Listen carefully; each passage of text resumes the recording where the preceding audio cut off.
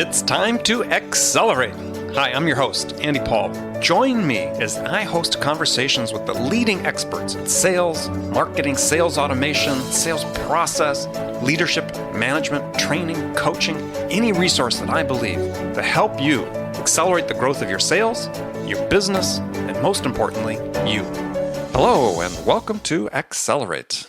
I'm really excited to talk to my guest today. Joining me is Mike Scher. Mike is CEO and co-founder of Frontline Selling, developer of Staccato Pro, which is, according to Frontline, the most effective way to engage with the B2B buyer. Mike, welcome to Accelerate. Oh, I'm happy to be here, Andy. Yeah, great to have you. So, sort of a skimpy introduction. Why don't you take a minute, introduce yourself, maybe tell us how you got your start in sales and how we got to the point where you started Frontline Selling. Sure. Yeah, actually, maybe a little bit different path I took. I actually started with went to school and started with an accounting degree, and then after school, I went to school in Rhode Island, and I got a job at Fram Oil Filters, right? Oh yeah, doing accounting there, and it wasn't. I knew pretty soon it wasn't really. It's good work, but it's not really wasn't for me.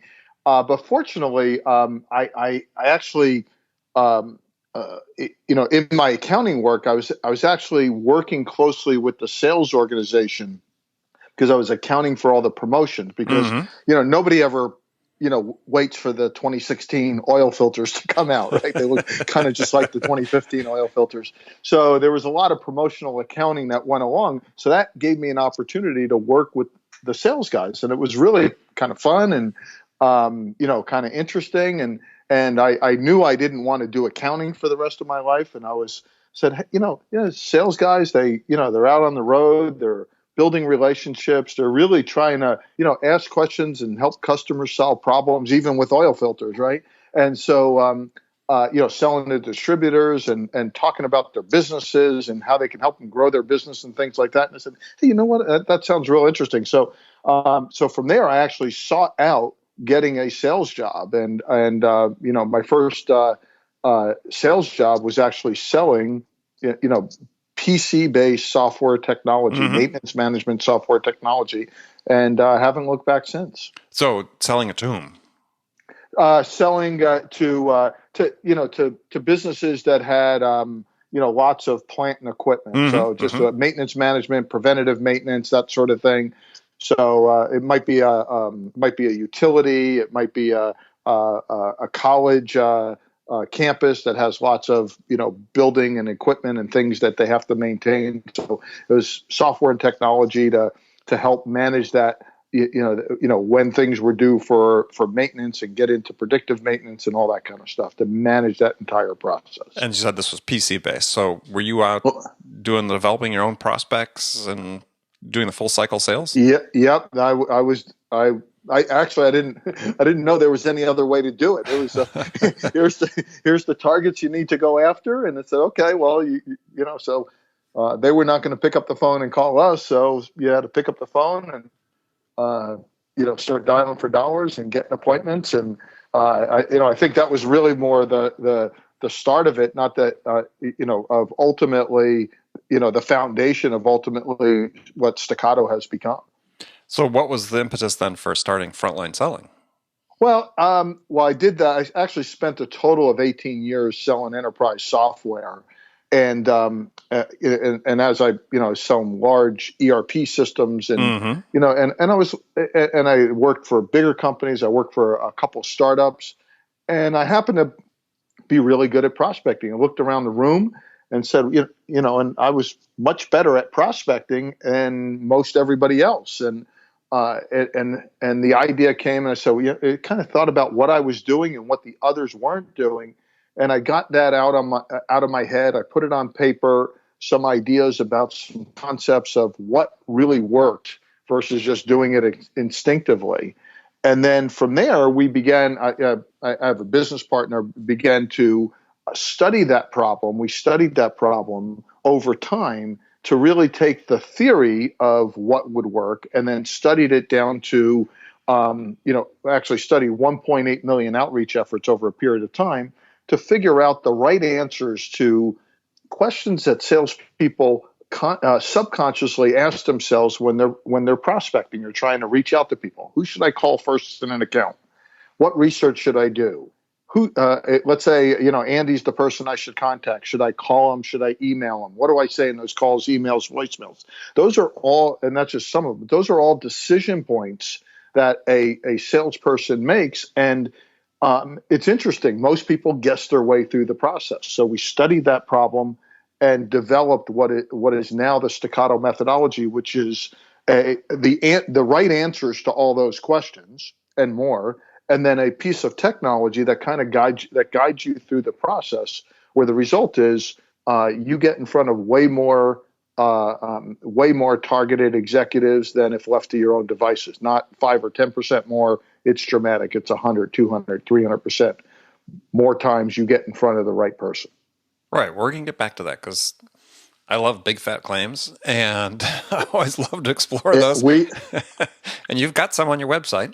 So it's not bragging if you can back it up. Exactly. Right. So let's start more of a basic level, though. So you work with a lot of different companies. You brought out some pain points that are sort of stumbling blocks for a lot of reps. But so what do you see in terms of prospecting? There's sort of the broad categories of challenges that companies have when it comes to the B2B space developing new prospects, because there couldn't be more books written about any subject in sales than prospecting and so on and so forth. And it's like, okay, got all this noise, now people know cold calling. Yeah. Cold calling, you see it obviously. So, if you think about it, Andy, if you think about it, there have been countless books written on this, right?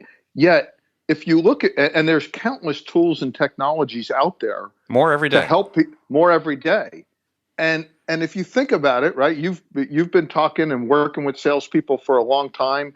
If you go back, 3 or 4 or 5 or 7 or 10 years ago, the big challenge was, how do I prospect and how do I get in front of the right people? So it's not that the tools or technologies aren't good. It's just people just don't know how to use them. And so because if you look at it objectively, salespeople are no better off today as a group at prospecting and getting in front of people than they were 3, 5, or 7 or 10 years ago. Well, and 100 years ago. Or 100 years ago, exactly. I mean, let's make clear. I mean, modern American sellings have evolved in the last decade of the 19th century. We haven't gotten particularly better at it since then. Until staccato. It's still staccato, right? I want to make sure I qualify that just so people know. Okay. Until staccato, but yeah, and the reason is that, and this is all part of this study that we did, and all part of the theory is that, and when I went back and I said I looked around the room, what I saw was very talented salespeople who were imagined or were unaware of obstacles that were in front of them in one respect, and imagined obstacles that were in front of them in another respect. Mm-hmm. And it is primarily because of that perspective that the actions they take are ineffective. And to give you an example of an obstacle that they imagine is there, that really isn't, is the evil gatekeeper, right? Most people think that the gatekeeper is there, the administrative assistant is there solely to keep them out. They're like the guard at Buckingham Palace, right? Mm-hmm. And nothing could be further from the truth, because the gatekeeper works. Who does the gatekeeper work for? Well, they work for the key player, the guy you want to get to, okay?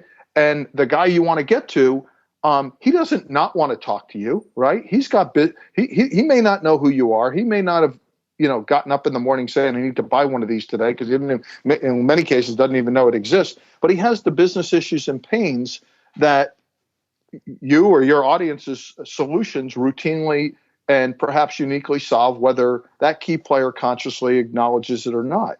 So he doesn't have all the answers. He sources that information of how to run his business better, faster, cheaper, more effectively from lots of different sources. Trade shows, analysts, websites, whatever. But a key component of where they get their information from is from salespeople, right? Because salespeople can tell you what's new, what best practices are, what their competitors are doing. So the issue is that the key player should want to talk to salespeople and really does want to talk to salespeople. It's not that they don't want to talk to them. The issue is that they don't have enough. There's way more salespeople who want to talk to them than they have time that day to speak to, even if they wanted to. There's hundreds who want to talk to the same key player you do, yet they only have time to talk to two or three or so in a meaningful way on a monthly basis. So the issue isn't how do I get past the gatekeeper. The issue, it's a subtle but important distinction, is how do I get the gatekeeper to choose me and the key player to choose me as one of those two or three people to let in versus the 200 or 300 other knuckleheads who are trying to, prospect and do it poorly. So it's just a matter of being more effective at getting the attention and engaging them on that business issue that they're likely to have, whether they can't, even if they didn't wake up in the morning saying I need to, buy one of these today. Right. I mean, it's a great point, because the thing is, the gatekeepers know what the executives' priorities are. I mean, that's exactly. They not only know it, and the higher you go up in an organization above the power line, so to speak,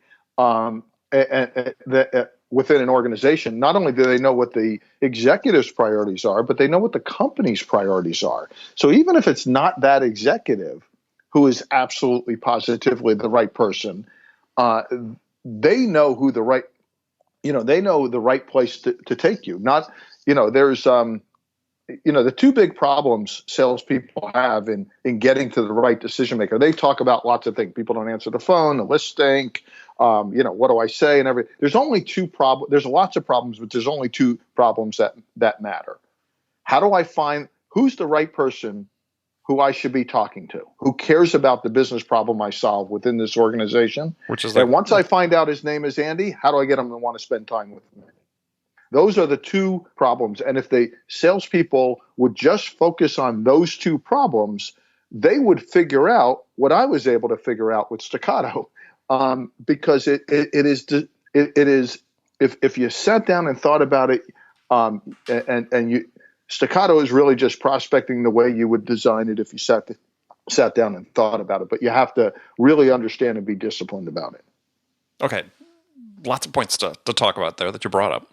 So how does this then, this process that you're talking about with Staccato, and we'll get into the details with that, because there's a method behind it that I think is very interesting, is how does it overlay sort of with this current sort of inside sales environment we have that's very, one says sort of quantity versus quality driven, because yours is really a quality approach as opposed to a quantity approach. And also given that the fact that a lot of these people that are making these prospecting calls really have nothing of value to add once they got hold of the executive, other than trying to get them to talk with somebody else that supposedly has the value.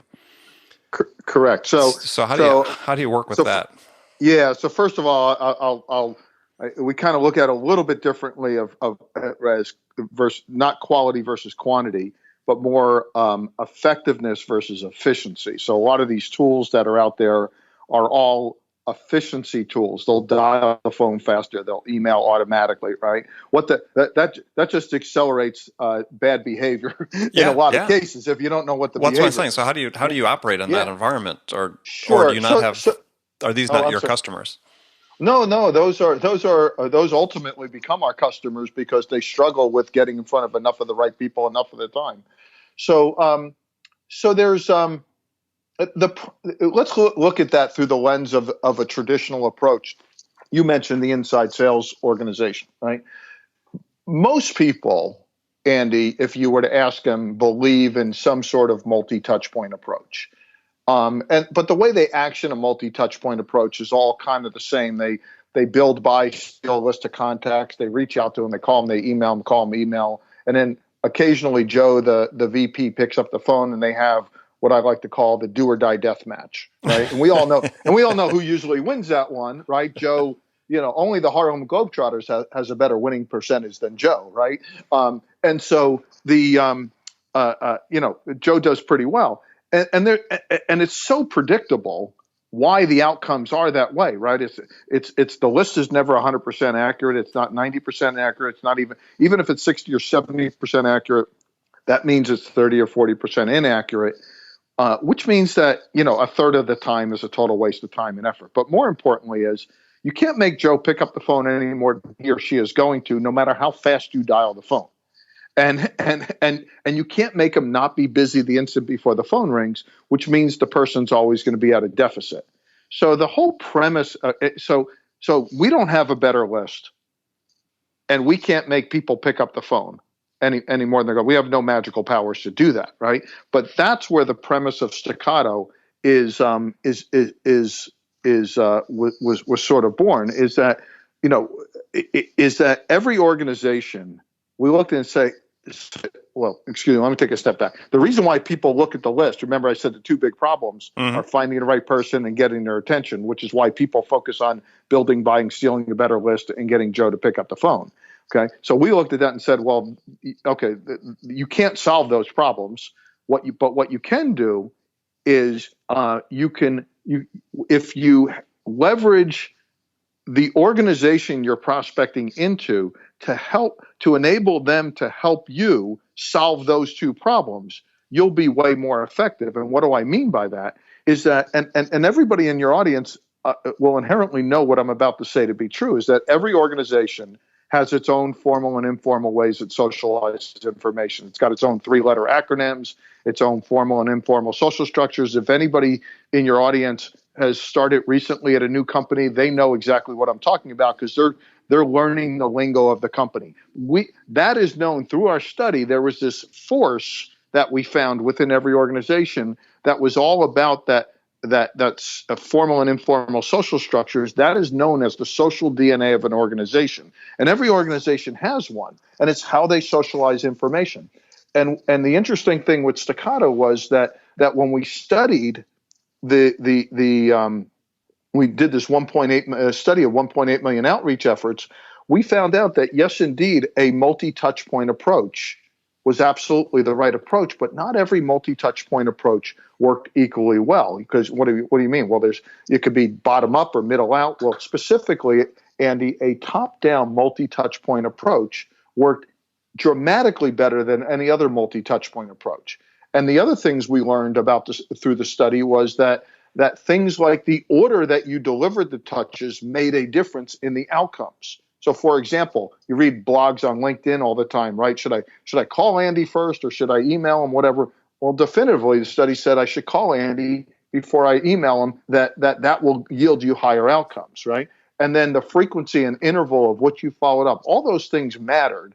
Okay, but more importantly, it was touching. By using a top-down multi-touch point approach, being very precise about what each of those touches are and delivering them in a certain order, what happened amazingly is that the social DNA of an organization would take over, and that organization, like we were talking about, the administrative assistant, would begin to socialize my message and help me solve the two problems that we have when we're prospecting, finding the right person and getting their attention.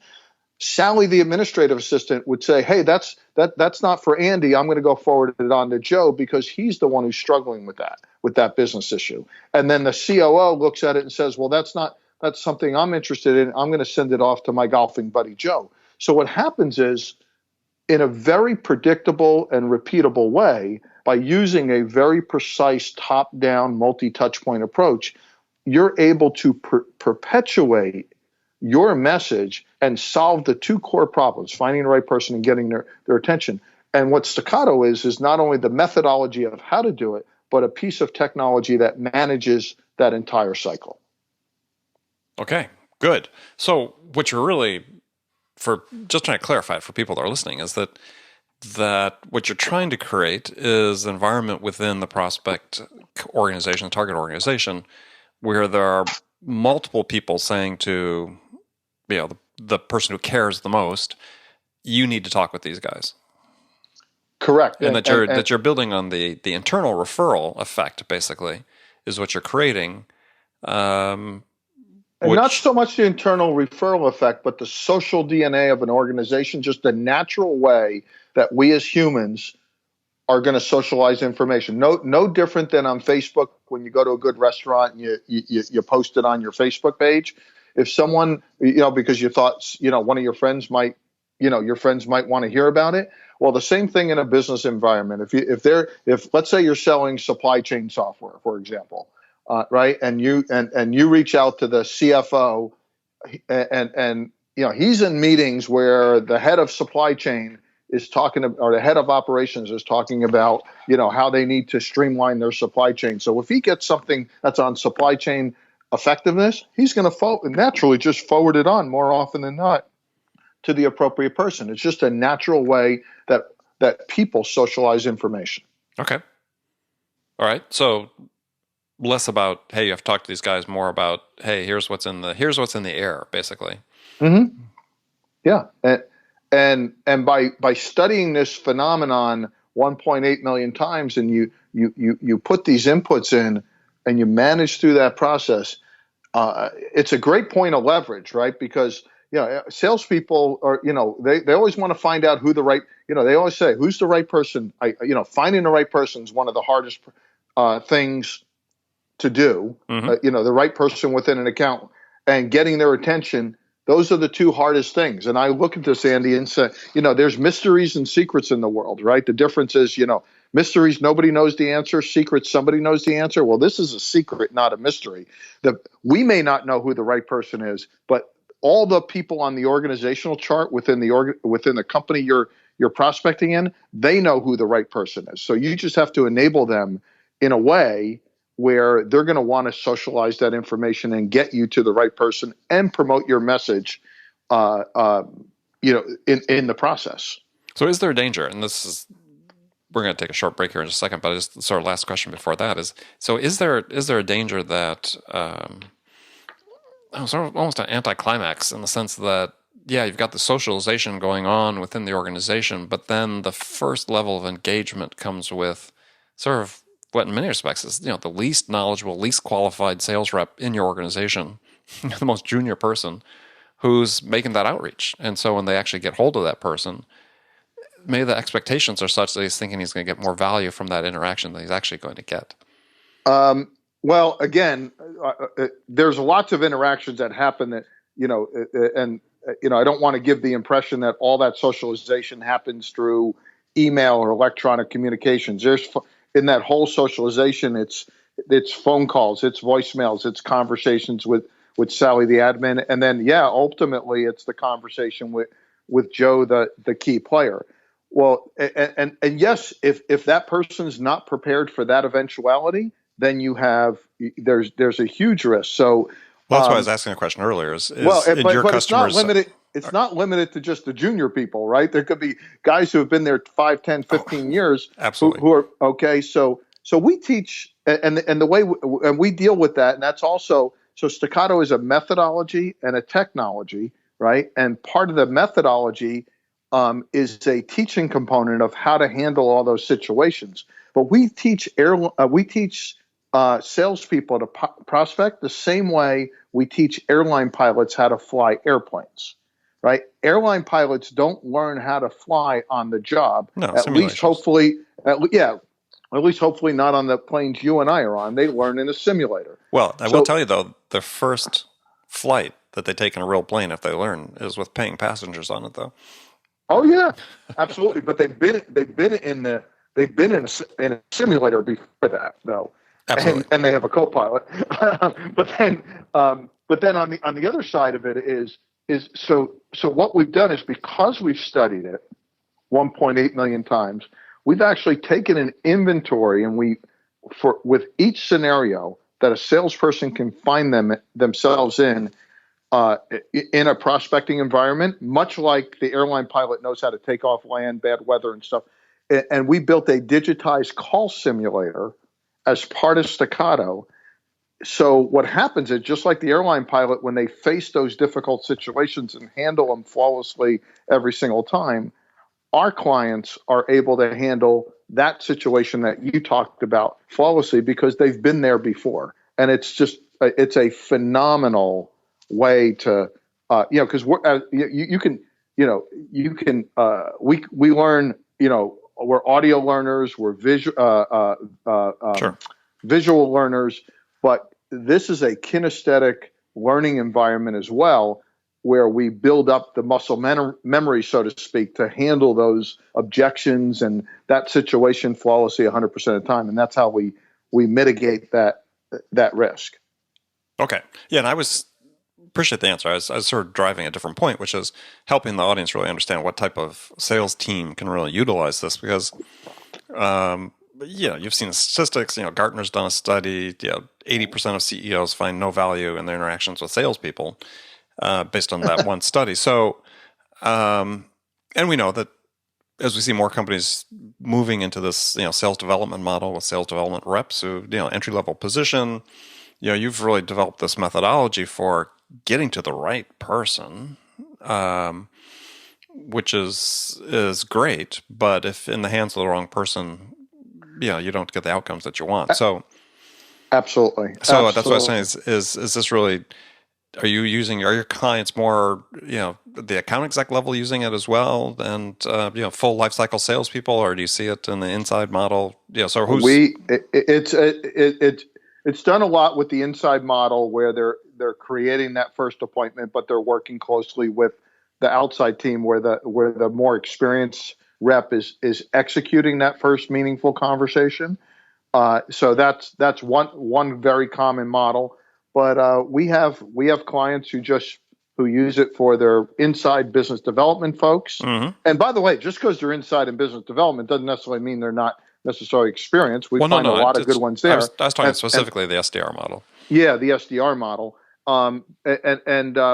But our clients are using it not only in the SDR world, but even in the field sales world. The only difference between unless pipelines are full, which a lot of companies aren't, is an SDR. The only difference is an SDR is going to use Staccato 8 hours a day, 5 days a week, where a field rep might use it 1 to 2 hours a day, 2 to 3 days a week, and they would get proportionally, or actually disproportionately, more value out of it because of their skill sets.